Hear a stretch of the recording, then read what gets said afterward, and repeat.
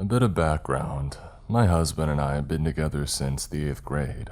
I was 13 and he was 14 in 1997. That in and of itself is difficult for people to believe, but we've been together for 26 years now, so we know each other pretty well. However, in the beginning, my husband, I'll call him Nick, was closed off about certain things. For instance, he didn't tell me that his mom had legally changed his name when he was 15, until we were in college. I knew that his father's side of the family called him by what I thought was his middle name, but I had no idea that they had been using his original first name. When I asked why he didn't tell me, he said that he didn't think it was that important. Anyway, I can't remember the first time something paranormal came up, but Nick very reluctantly told me that he could sometimes see things that most couldn't. This astonished me, as I had never thought of him as the type to even believe in the paranormal, but instead he not only believed but lived with it on nearly a daily basis. I told him that I believed him and was curious about the things that he could see, and I asked for him to share his experiences with me as he experienced them. At first, he was uncomfortable doing so, but when he realized that I was genuinely interested and not out to make fun of him, he began opening up about it and sharing almost every time that he saw something, unless it was something that he felt he shouldn't acknowledge. So, on to the story. One night in early October in about 2008 or 2009, we decided to make a midnight snack run to our favorite taco place. I was driving that night, and when I turned into our neighborhood on our way home, I saw what I thought was a grayish trash bag blowing around near the stop sign at the end of the street. Nick and I had been oddly giddy and having a good time making each other laugh over silly things all night.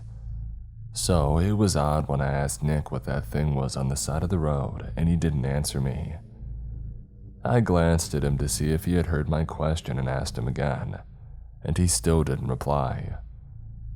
As we got closer, I noticed that the way the thing was moving, it made it look like a large dog. As I pulled up to the stop sign, I could no longer see the thing, as it was on Nick's side of the truck. I looked at Nick again and asked yet another time what it was while craning my neck trying to see. I said, "Is it a dog?" His attitude had changed completely from just a few seconds earlier. He was no longer smiling and he was slouched way down in his seat. When I asked if it was a dog, Nick ever so slightly shook his head no with his eyes directly forward. He looked, well, not normal. At this point, I was confused and getting irritated at him for not responding to my question. And then I saw the gray dog thing run away from the truck towards the adjacent yard, and I started to wonder why Nick was acting so strange about the dog. I was on the verge of saying something to that effect to Nick when the dog jumped straight up into the air and disappeared. Whatever I was going to say had evaporated, and I looked at Nick. He was now shielding his face with his hands in a way you might do if you were trying to avoid someone seeing you, while whispering frantically, "Please go, please go, please go." Then, to add to the completely bizarre situation unfolding in front of me, a cat from across the street yowled and screamed as it came tearing across the street toward the area that I had seen whatever it was disappear. The cat's tail was 3 times its normal size and it looked prepared to fight to the death. I said, "What the heck did I just see?" as I felt every hair on my body stand on end in a way that I had never experienced before. Nick said dryly, "That was a cat." I floored the truck and said, "I'm not talking about the cat." I was terrified but fascinated by what I had just witnessed. He still made no reference to the dog. After we returned home, I was still freaked out and Nick was a little paranoid that it might have followed us, and he kept looking out of the window. When he felt comfortable again, I asked him what he saw and he was reluctant to say much, but he said that after I saw it disappear, he could still see it. It had been sitting in a tree branch near his window, which had been down the whole time, and it had been looking toward the truck with a rat dog-like face with long, sharp teeth. What I personally saw was dog-shaped. I didn't see its head, so I can't really describe it. But its body and tail looked like it had sharp angles, and it was a dark and steely gray. It made me think of the M. Night Shyamalan movie Lady in the Water, that had dog-like creatures called scrunts that were covered in blades of grass. However, when discussing the incident with Nick recently, he recalled that it almost looked as though it was covered with pointed scales, almost like armor. But the most bizarre thing for me was the way that it disappeared. It seemed like it went through an Acme black hole from a Looney Tunes cartoon that was suspended in midair. In other words, it was as though my vision into this other dimension was restricted to a finite cube of space, and when it jumped out of that space, it left my scope of perception. While it was jumping, its head was out of the space while its body and tail were still in it. I have no idea if this description makes sense or not. The experience was bizarre and at the time incredibly creepy.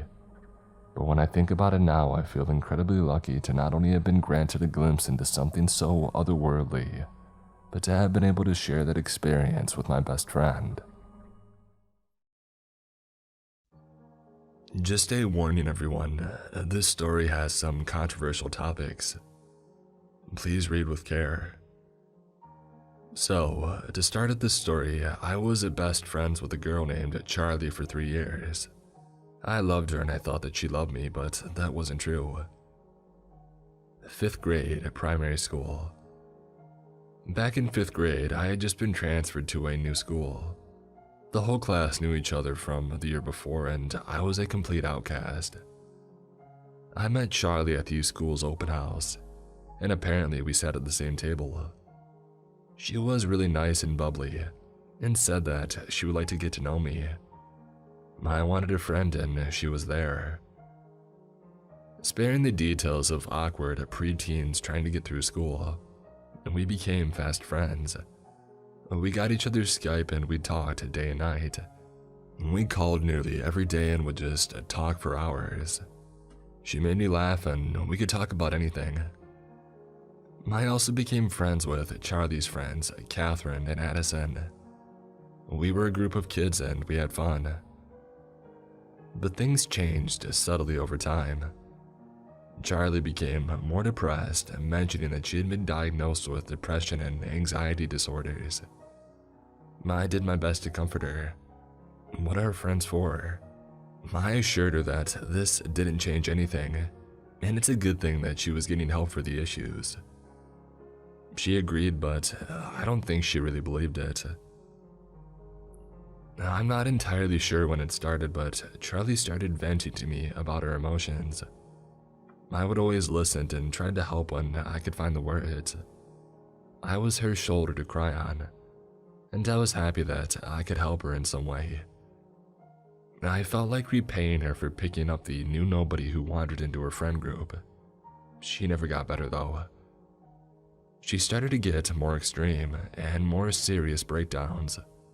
She would call herself worthless, claiming that she could tell her parents hated her. I had met her parents by that point and they were loving people. They clearly cared about her and I told her so. She called me a liar, saying that I should just leave her to self-destruct and stop pretending that I care. I was heartbroken and I couldn't believe what I was hearing. The next day at school, she seemed to be doing better, smiling and joking with her friends. I tried to ask her about the night before, but she got a very serious look on her face and she sounded angry, telling me that it doesn't matter anymore. I didn't pry, figuring that she would talk about it later. That night, I asked her again, but I got a similar answer from before. I was confused but just went with it. I wish I hadn't. It went for months like that. Her breaking down, spiraling, calling me a liar, a cheat, and saying that I hated her guts. Any attempt to comfort her or deny the accusations were met with liar. It became a routine. Charlie broke the routine by adding something new. She started to openly hurt herself in school. When she would mess up, answer a question wrong, or sometimes for no reason, she would take a mechanical pencil and start scratching her arm, holding it just to show me and her friends exactly what she was doing. Whenever we would try to stop her, she would snap at us, saying to stop pretending we care and to shut up or to don't touch me. We didn't know what to do. We were just kids. The summer after 5th grade went pretty well. We seemed to be getting a bit better, with less spiraling and breakdowns. We talked every day, and before we knew it, the summer was over. 6th grade, middle school. We were a year older and in a new school. We were still the group, me, Charlie, Catherine, and Addison. This is when Charlie got worse again. She started having breakdowns during school, and she would openly hurt herself more. I was constantly worried for her. I don't think there was a full day that whole year that I could relax and not worry about her hurting herself. If memory serves correctly, I have a lot of trouble remembering these years in detail. It was the year that she first messaged me saying that she wanted to really hurt herself. She explained how she would do it, and how easy it would be, and how no one would care that she was gone. I was crying hysterically, trying to calm her down and say how much I cared about her, and how I didn't know what I would do without her. She ended the conversation saying that she wouldn't do it. I was beyond relieved and made sure to check up with her the next day at school. She insisted that it wasn't that bad, and that I had overreacted. I still insisted that she be honest about those feelings and tell an adult if she was really thinking about that. Charlie promised that she would. The rest of the year remained pretty consistent, with a steady incline in severity of her breakdowns, but slow enough that I hardly noticed the change. 7th grade. This was the year everything really hit the fan. This year is very fuzzy in my memory, so I'll just have to hit the main points. Charlie was starting to struggle in school. When she was immediately graded something, she gave up. She would stop trying. The open self-harm got worse, going as far as to shout at me if I tried to stop her. But she was still my best friend. I loved her and she loved me, right? We could talk to each other about anything. Except when I tried to vent to her, she would say that I was making it all about me, or that she couldn't handle it right then. If she was having trouble and I tried to relate to her issues and give advice, she would say that I was making it about myself and that I'm not her parent. This year, I started to really question my gender. I met my actual best friend and my now platonic partner, Liz. We were two broken trans kids so deep in the closet that we couldn't admit that we were trans. Liz was the first to come out, and I welcomed her with open arms, gushing about how much stuff we could do together. Charlie didn't like Liz. She was clearly jealous and thought Liz was taking me from her. I reassured her that I still cared about her, and that she was still my number one, but she didn't believe me. About the middle of the school year, Charlie said that she might have a crush on me, and she asked if I would be opposed to being her romantic partner. At the time, I was very in denial about my sexuality, and said that I wouldn't mind it. She seemed to take this as me consenting to some kind of relationship. She became much more touchy, hugging me, and even kissed my head or forehead a few times. I didn't know why at the time. These actions made me incredibly uncomfortable, and I wanted to shrivel up and hide. I now know it's because I'm touch-averse, but at the time, I hated myself for these reactions. I beat myself up inside for recoiling from my best friend, and how dare I get grossed out. I very quickly fessed up to the discomfort, telling her that I didn't actually want to date her, that we weren't together, and that I wasn't comfortable with the amount of physical contact she was giving. She seemed understanding, apologizing for being touchy, and even joking a bit about being touch-starved. At that, she started to get really distant when we were in person, and not just physical distance. She seemed to avoid talking to me for long, and made any excuse to shut me off. The nightly routine of breakdown Russian roulette, of whether it be a couple sentences or 4 hours, continued. There were a few different times that she had threatened to really hurt herself, and more than once she said it would be my fault. One particular standout night, she sent me a video. There was Charlie sitting in her bathroom next to the toilet. It would be so easy for me to just end it. I could drown myself in the toilet and no one would know. It'd be quiet and no one would care. My parents don't give a crap. I texted her over and over again, begging for her to not do it, saying that I loved her parents loved her, and that I'd miss her. I cried so much that I got dehydrated. I stayed up past midnight just waiting for her to respond, but she didn't, and I thought that she was gone. I thought that she had really did it and it was my fault, that I should have gotten to her sooner. I cried myself to sleep that night. When I got to school, I saw her walking into class and my heart nearly leapt out of my chest. I ran up and I hugged her. I wept and begged for her to answer, asking where she had been, saying that I thought she was gone. She chuckled. Geez, sorry, I forgot to check my phone last night.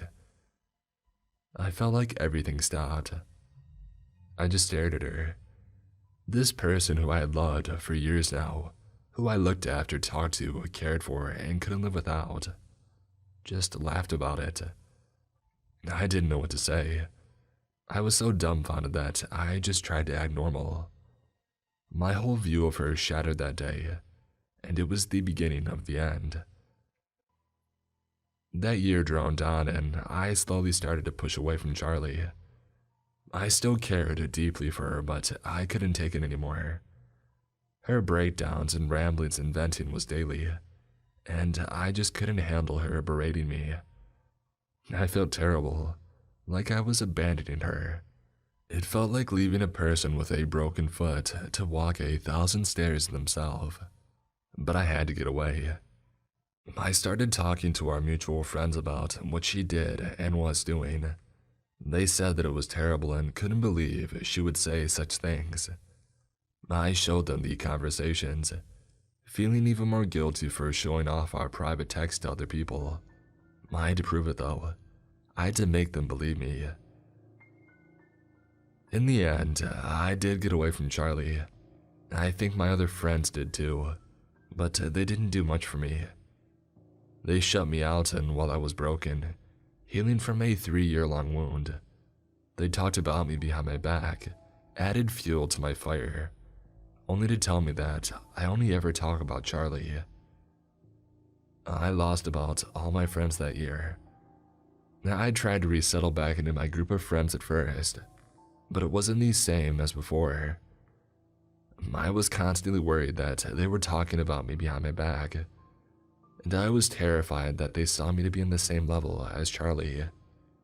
And so I left that group. It was for the best in the end. It's been a few years now, and I can say with certainty that I have trauma from all those years. This post is by no means detailed enough to capture the horrific experience that was my time as Charlie's friend, but I don't want to reopen old wounds. I am still great friends with Liz, and she honestly saved me from Charlie's reign of terror. Her kindness and friendship contrasted with Charlie's everything woke me up to how awful it was. I don't hate Charlie, despite all that she did to me. She was a terrible person and an absolute monster of a human, but we were just kids. I know that I'm not the same person I was back then, and I figure that she isn't either. Everyone deserves a second chance in life, but Charlie, let's never meet again. Just an update to add a little more detail to the story. Charlie was on antidepressants starting in the summer post 5th grade. She often blamed her outbursts on her unfit medication, or stating that I forgot to take my meds. I later found out that she had been lying.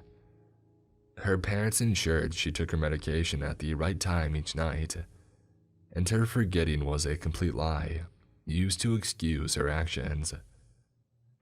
Later in the timeline of abuse, 7th grade, she would say things like, "Don't even try, she'll be back soon," referring to herself during a mental spiral or a breakdown as a different person. This is also when she started to claim to not remember doing the things she did during breakdowns. I know for a fact that she was lying about this, because in private, she would admit to remembering and say how she's not really two different people. Every time, it was just used as excuses for her to be a horrible person. More often than not, she told me it would be my fault if she really did it. If I left her, whatever she did to herself afterwards would be my fault. And if I stopped being her friend, it would prove her right. And so I stayed. Those few nights that she stopped talking abruptly, I was horrified that she had did it, and it would be all my fault. I thought that her parents would get mad at me, screaming and crying at me for doing this to her daughter. But that day never came. I got out. I escaped her iron grip, and I have never been more thankful for having true friends who love me. I truly don't know where I would be now if I had stayed. During 8th grade, she was still in my school. We had the same math class each morning, and I did everything possible to ignore her. Sometimes I would see her in the hallway or at lunch, and I just couldn't bring myself to look at her. At one point, we were outside on break and she was right next to me, but I couldn't look at her face. I had felt like if I were to look, my eyes would burn, like looking directly at the sun. It would be easy to hate her for everything she did to me and others, but hatred only breeds contempt.